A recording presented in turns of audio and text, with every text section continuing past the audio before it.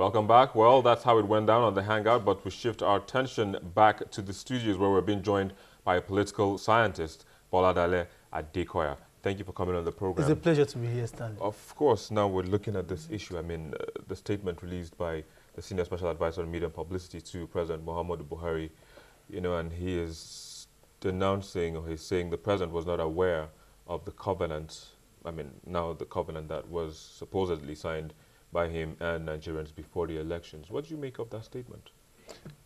It's unfortunate. It's unfortunate that such statement is coming from the office of the Special Advisor to the President on Media and Publicity, because I'm surprised that all of a sudden, after 3 months of inauguration, the President is now denying the most important document that got him elected into office. That position was given based on trust. And like Paul Awolowo said, he said, power is a thing held in trust. To treat it otherwise is fraud. Now, if you're now denying the covenant, the statement, the promises you made to Nigerians, all of a sudden, that means your integrity. Now, we have to question your integrity. How sure are you, because they said they don't know anything about this document. How sure are you that he knew about this? See, it is not about him knowing or not knowing. When average Nigerian got that document, what we saw was the president, the signature of the president, and the emblem of the APC. Now, that document was given to Nigerians with the belief that it was a personal note written by the president, because it was addressed as a personal note to Nigerians. Now, if at that point in time the president knew nothing about it, I would have expected Madam Garba Shehu, who as at then was the director of media publicity of the campaign organization, to have issued a rebuttal on that statement. But he didn't. He waited 3 months after, when Nigerians almost few days to the 100 days. Now he's now denying those promises, and it's so unfortunate. Well, but he also made mention of some achievements, not achievements, he said activities of the president. How impressed are you? Activities, I don't know, because from the statement he made, he said it's more of a body language of the president that has been given so many.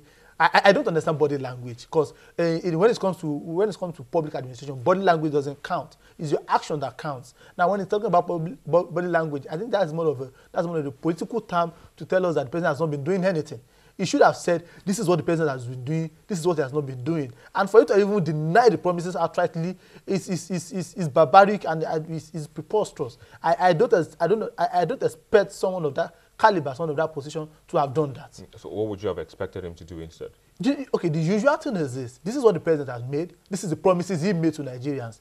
Unfortunately, we thought this is how it's going to be, but when we got to office, we found out that we could not meet up with all the promises. But this is what we've been able to achieve out of not just deny the whole covenant and tell us the president knew nothing about it. It's a betrayal of trust. But some people again have been, following the tweets, and all that. They have also been criticizing some of the things the president has done. And if you say he should have said, what we're meeting is not what we thought we would meet, don't you think a lot of criticisms too? I think Nigerians just like to criticize. No, of course. I think it's the prerogative of citizens to criticize the government, because even, I think, from 1991 till date, no government has been held on such pedestal. And I think the president has enjoyed a lot of goodwill. People believe in him. So you should know that. Do you believe in him? Personally, to me, I think he is someone that can perform. But I also know that a president alone cannot make an administration. People around him, because he's the weakest link, that can influence his decisions, that can give him advices, and these are people that can actually make the policies, because he's just there to peruse what they've done and either nod or not. So, to a great extent, I think for me to actually believe in him now on the practical aspect of it, now depends on what he has done or what he is doing presently. On the aspect of anti-corruption, he is doing good. We've been having news and rumors, but that alone is not enough, because Nigeria on its own needs a lot of work needs to be done in Nigeria. And when you now base your whole administration on anti-corruption, what about the other sectors? They are going to suffer. So the president gave a very good covenant, which is now denying 100 days. That includes a whole lot of things. A whole lot of things. We have the what do you call it now? Disability Act. The Disability Act was part of it. He said he's going to give autonomy to the Financial Intelligence Unit. It was part of it. There are so many. And again, the public creation of assets was also part of it. So I tell you, the whole thing is now an illusion. Because to me, personally, I don't understand. I don't. So if the president is telling us that all those promises that we felt he's going to do in 100 days doesn't exist anymore. Definitely, it's just a matter of time before he tells us that the payments, the stipends does not exist, the feeding does not exist. That he knows nothing about it. Don't you think he needs more time? Yeah, of course he needs more time. This is just 100 days. You cannot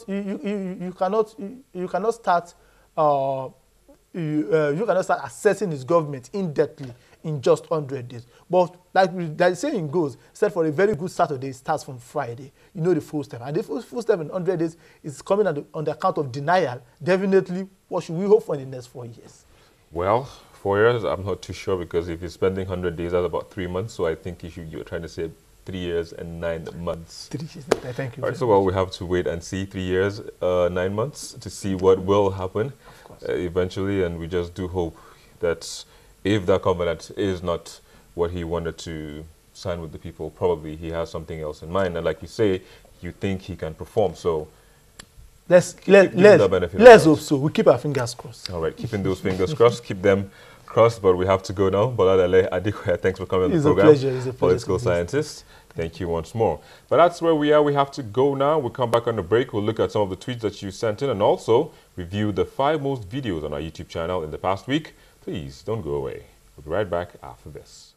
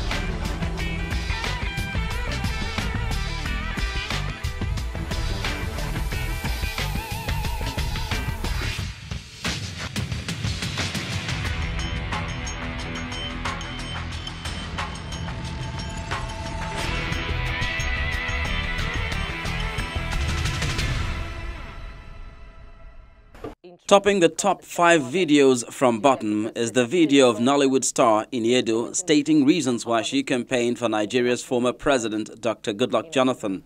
So speaking of the president, do you regret campaigning for the last government? Any regrets? I don't. In 4th place is ace comedian Julius Agu asking Nigerians to use their talents to paint a better picture of the country to the international community, insisting that there is so much negativity out there. Like I always say, if there's anything that has given Nigeria, if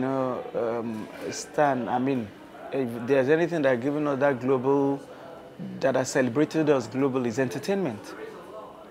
And it should be a veritable tool that the government should capture towards laundering the image of the country. Because in 3rd place is fiery lawyer Femi Falana speaking on the noiseless anti-corruption campaign of former President Goodluck Jonathan. Evil President Jonathan fought corruption in his own way. You'll be surprised. Did we get results? Partially.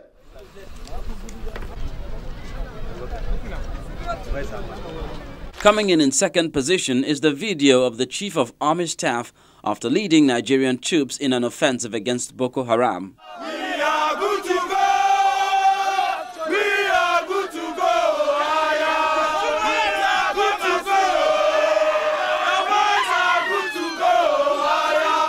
Topping this chart this week is the alleged diversion of recovered funds by the Economic and Financial Crimes Commission Chairman, Ibrahim Lamorde.